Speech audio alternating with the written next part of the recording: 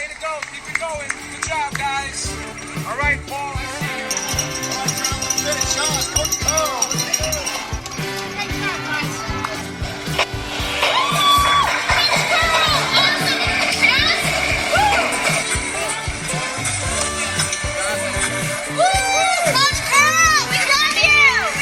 Hey there, it's Tony here, and welcome to Tuesday, the 10th of December. So, just another day on our journey to conquer 2020. Remember, 2 marathons, 2 books. That's my goal for 2020, and I hope you've set some big ones as well. So, we're running a little bit later today. I got into a creative mode, and I was able to churn through some of the first book that I'm writing. So, I sort of didn't want to break out of that mold, so I kept working with that. But today I just wanted to share some of the things that I'm doing that I know work for me and for others on the journey that we've got. So this Conquer 2020, 2020 is going to be a huge year, and I hope it's going to be a huge year for you. But huge years just don't happen. They've got to be planned. They've got to be structured. We've got to be disciplined around the actions that we're taking to get to where it is that we want to go or that we want to get to. So when I can be really clear around what it is, 2 marathons, 2 books, I can then start setting the path. So the first path that I'm going to share is one that our remedial massagist, Nikki Francis, has done for us. She's also our PT and our Pilates. So we do a little bit with Nikki because she's awesome. She's good at what she does. And, you know, just a little bit of background. She works with some pretty elite athletes in the Australian Institute of Sport, has done some work with the Brisbane Lions and ran the New York Marathon in 3 hours, I think 3:32 was her time. So she knows what she's talking about. She's got real credibility, and it's really awesome that we've been able to utilize someone with her professionalism for us. I mean, let's face it, I'm not an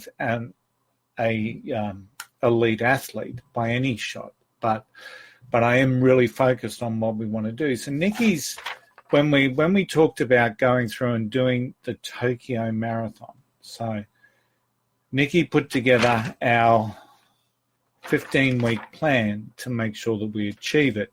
And as you can see, every week we've got things to do on every day. Now, sometimes that thing is a rest day. This thing called Sunday is actually a rest day, so I'm actually quite pleased with that. But every day we've got something to do, a target to hit, something to do. And while it's not cast in stone, and while I'm not going to bash myself up if we didn't get it, you can see in week 1 I missed a strength session, for example. It gives me real clarity around what it is that I need to do. And at the moment, we're traveling pretty good.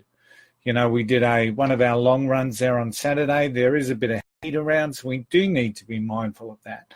But we still managed to get through our long run, which is the 15K, which is represented there. So this week we've got the first time that we're going to hit the 20K as part of our long run journey. So that's a plan, easily followed, and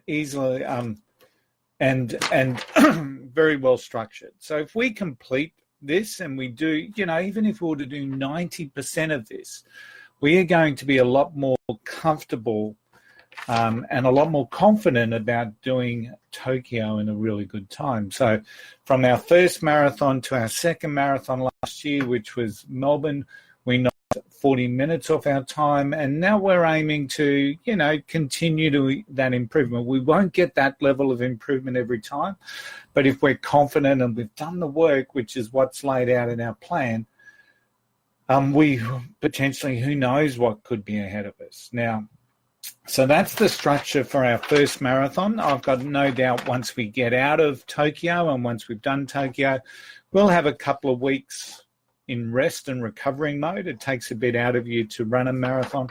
And then we'll be doing something really similar to get us ready for Chicago. So everyone that talks about the Chicago Marathon, for example, talks about how good it is and how fast and how flat it is. So I'm really looking forward to that one as well.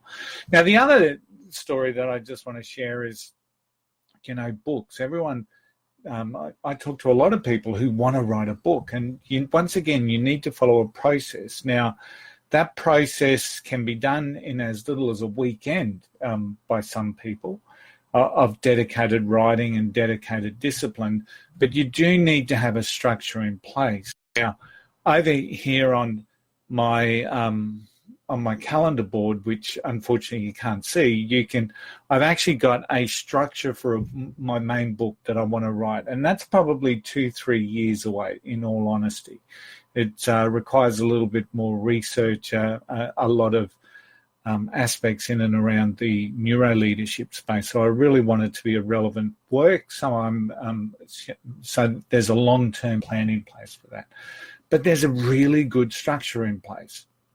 So when I decided that 2020 was the time for 2 books, following on the Seriously Simple franchise, or the Seriously Simple branding, once again, I just sat down and I worked out what that looks like. What would that look like in terms of the format?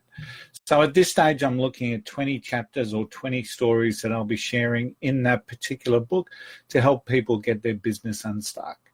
This morning was a day that I'd set aside some time to start writing. So I really thought I'd probably maybe get through the introduction and really get some really clear thoughts around writing down some key componentry. But ultimately what happened was I got into flow, and I now have my first 3 chapters in draft mode. So my first 3 stories from the book are now in draft mode. So once again, that wouldn't have happened if I hadn't have set aside the time, if I hadn't have said to myself, this is what I'm going to be doing this morning. I'm going to start writing the book. Because it's one thing to have a plan and be out there running. The other thing needs to be that we're actually out there doing, right? And that's the really big key message for today. Have a plan and let's get it done. Hey, it's Tony here. I hope that whatever you do, you're going to kick some backside when it comes to conquering 2020. I'll see you all tomorrow. Bye.